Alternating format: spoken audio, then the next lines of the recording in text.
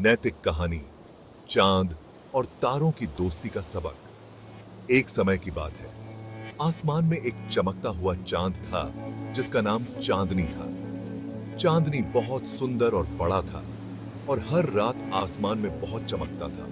उसके आसपास बहुत सारे छोटे छोटे तारे थे जो चमकते तो थे लेकिन चांदनी की तरह रोशन नहीं थे। एक दिन चांदनी ने सोचा, मैं सबसे ज्यादा चमकदार हूँ, मुझे इन छोटे तारों की जरूरत नहीं है। उसने तारों से बात करना बंद कर दिया और अकेले रहने लगी।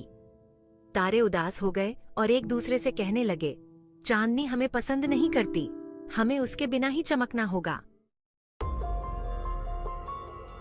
दिन बीतते गए और एक दिन आसमान में बादल छा गए। बादल इतने गहरे थे कि उन्होंने चांदनी को पूरी तरह से ढक लिया। अब चांदनी की चमक कहीं भी दिखाई नहीं दे रही थी। चांदनी को महसूस हुआ कि वह अकेली हो गई है और कोई उसे नहीं देख पा रहा है। सांबासो का मां हाका। चांदनी बहुत उदास हो गई। उसने सोचा, अगर मैंने तारों के साथ दोस्ती बनाए रखी होती तो शायद वे मेरी मदद करते और मुझे अकेला महसूस न करना पड़ता। चांदनी ने तारों से माफी मांगने का फैसला किया।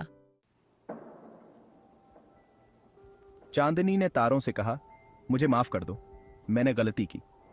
मैंने सोचा कि मैं सबसे चमकदार हूं और मुझे तुम्हारी जरूरत नहीं है, लेकिन आज मैंने सीखा कि हम सब एक दूसरे के बिना अधूरे हैं।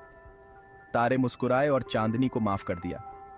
उन्होंने कहा, जब हम सब साथ चमकते हैं तो आकाश और भी सुंदर लगता है।